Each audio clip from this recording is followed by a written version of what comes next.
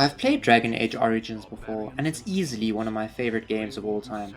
That's saying a lot considering I only finished it for the first time last year. The game's world is so dark and brutal, and the soundtrack is phenomenal.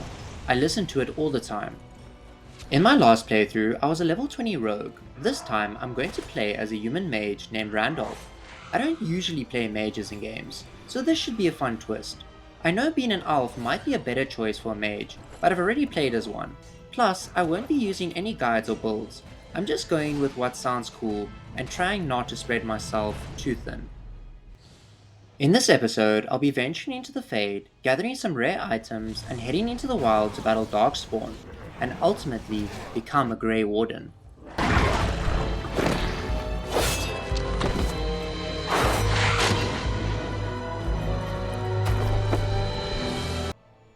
I started off with the Harrowing, a trial where you go into the Fade and battle a demon to become a mage. Failure means a Templar would end me to prevent a demon from getting through. In the Fade, I met a character named Mouse who offered his help, warning that we had to hurry. Apparently, Templars had ended his physical form when they thought a demon might come through after him taking too long. I also encountered a spirit who challenged me, saying I needed to prove myself to earn a staff. I won the duel, though his combat skills didn't impress me, so I ended up killing him. I also met Sloth, a grotesque, twisted bear. When I asked for his help against the demon, he refused. Instead, he offered to teach Mouse to transform into a bear, if we could answer 3 riddles, which fortunately were pretty easy. With Mouse's new bear form, we defeated some spirit wolves and finally confronted the demon. We managed to kill it without much trouble, only to discover that Mouse was the real demon all along. I finally woke up and left the Fade. I was told by my complaining friend to go find Irving. It was actually pretty cool to see mages teaching various types of magic around the tower. I also managed to collect a lot of books which each gave me a bit of XP. Eventually I met Irving and the Grey Warden Duncan. I was now officially a mage. Before the Harrowing, the mages had taken a vial of my blood, so if I ever went rogue or caused trouble, they could track me down. I was then tasked with showing Duncan to his room. After that, I ran into Johan, who wanted to speak with me. He told me that he had a girlfriend, Lily. She told me he wasn't doing the Harrowing, and that he would be made tranquil, which meant he'd lose his emotions. They wanted to run away, but Johan needed to destroy his blood vial so they couldn't track him, and to do that, we needed a hot rod to burn the lock. To get the rod, I first needed a signed paper so the storeroom keeper would know I had authorization. I went to Irving, and while I was there, I told him about Johan and Lily's plan. He advised me to play along and hinted that there was another route we could try. Irving also signed the paper, allowing me to obtain the rod. When we finally reached the door, the rod didn't work. This was actually a good chance to suggest we take the alternative route without raising suspicion. We moved forward, battling sentries along the way, which gave me enough experience to level up. I was even considering trying some necromancer skills down the line. We faced a lot of enemies, including some monster-like creatures that tore into my guts. Along the way, we encountered a room with a talking statue that had a sinister aura. Eventually, we reached the location where Johan could destroy his blood vial. As soon as we left, however, Irving had already alerted the Templars who were waiting for us. They questioned us, and when they turned on Johan, he reacted by using forbidden blood magic, sending everyone in front of him crashing down. Lily, who hadn't known about his blood magic, couldn't bring herself to join him, since it's such a dangerous forbidden art. Although watching him wield that magic was intense, he was able to hold back everyone around him with just one attack. I wanted this magic. I found myself in some serious trouble. Despite having warned Irving, the Templars were understandably angry. Irving asked if I stole anything, and sadly I told the truth and lost the cool staff. Thankfully, Duncan offered to take me in as a Grey Warden. After joining Duncan, we set off on a journey, and I eventually met the king. He mentioned that they had been holding their own against the darkspawn so far, which was reassuring. Once in the war camp, I had some freedom to explore. I even helped out a dog in need, although I still needed to find a particular herb to ensure its full recovery. I also met Alistair, a junior Grey Warden with Here I thought we were getting along so well. I was even going to name one of my children after you. The Grumpy One. great sense of humour, let's say, and we were soon off to find Duncan. He assigned us 2 tasks: collect darkspawn blood for the Grey Warden ritual and retrieve some ancient treaties. Joining me on this mission were Alistair, David, a rogue, and Yuri, a warrior, who would also undergo the Grey Warden trial with me. We headed into the wilds and we were almost immediately ambushed by wolves, but we managed to take them down with very little trouble. Along the way, we helped a dying soldier by giving him some bandages, and he warned us that the darkspawn had come out of the ground to ambush them. This worried Yuri, but Alistair reassured him, explaining that Grey Wardens have the ability to sense darkspawn. Soon after, we encountered our first darkspawn. I found it thrilling to use my magic on them, especially the walking bomb spell, which caused enemies to explode on death, perfect for dealing with groups. Another useful spell was Death Siphon, which let me draw mana from dead bodies, keeping my energy up during long fights. At one point, we came across a campsite with a larger group of enemies. I managed to position myself carefully, using a flame spell to burn all of them at once. As a mage, I was beginning to realize that positioning was even more critical than it had been for my rogue character.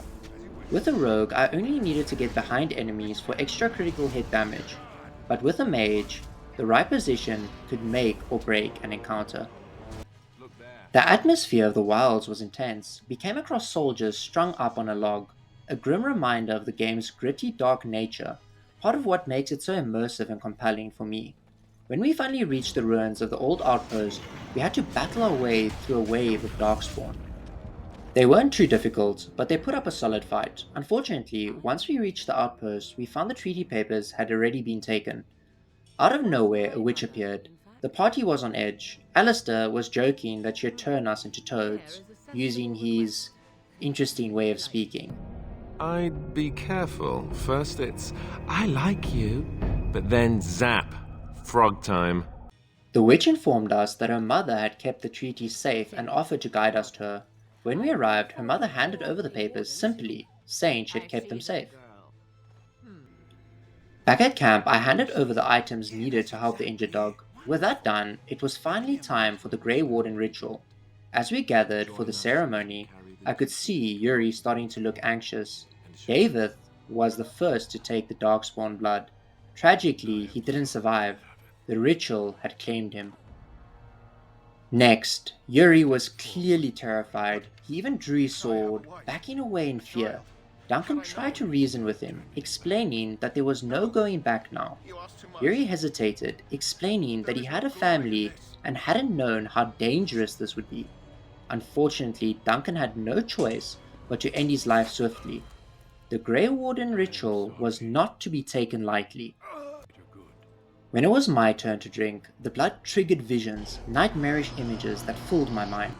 But when I finally opened my eyes, I was a Grey Warden. Duncan congratulated me and said it was time to meet with the king. I joined Duncan, who was with a man named Logan. Right away, he gave off an untrustworthy vibe. The king then briefed us on our task, lighting the beacon, a critical mission. Duncan emphasized its importance and gave us our orders. The battle that unfolded was breathtaking, one of the best I'd seen in a game, easily comparable to the Battle of Helm's Deep from The Lord of the Rings. Just like in that scene, the atmosphere was heavy, the soldiers anxious as the rain poured down, knowing they were vastly outnumbered.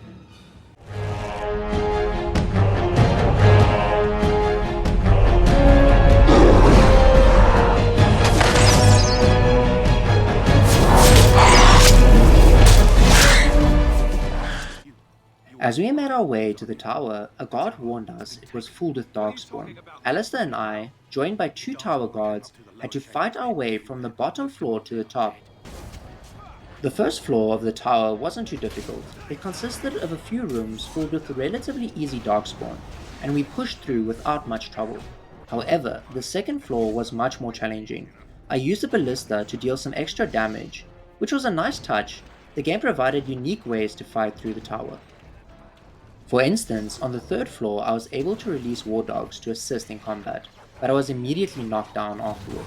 It was becoming clear that I needed to consider defensive skill or spell, as I was getting taken out too easily.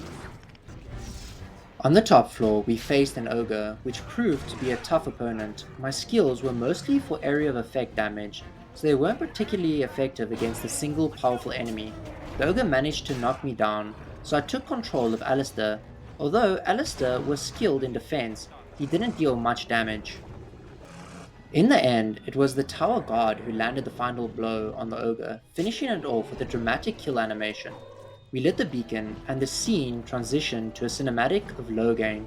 Although he saw the signal, he chose to retreat. It's hard to say if the darkspawn would have won, even with Logain's support, but regardless, he abandoned the battlefield like a coward. This decision left the king to face the darkspawn alone, and he was ultimately crushed by an ogre. In a heartbreaking moment, Duncan, seeing the fallen king, leapt into the fray, killing the ogre in a valiant effort. Wounded and on his knees, Duncan faced the incoming horde as the screen faded to white. Back in the tower, we were overwhelmed and I was hit by multiple arrows. I awoke later in the hut of the witch we had met before. While we had survived, we had lost the battle, and Duncan and the king had fallen. Yet, we decided, with the treaties in hand, we could still gather allies and build an army. The old witch offered her daughter as an ally for our journey.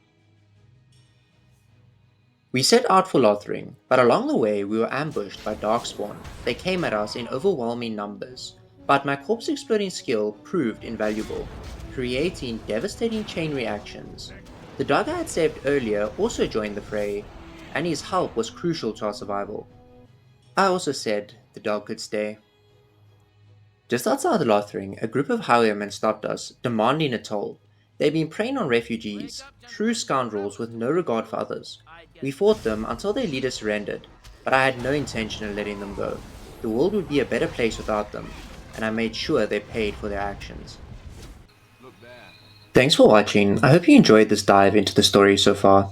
If you'd like to see more, let's aim for 20 likes on this video. If we hit that goal, I'll definitely consider making a second part. Don't forget to like, comment, and subscribe for more content.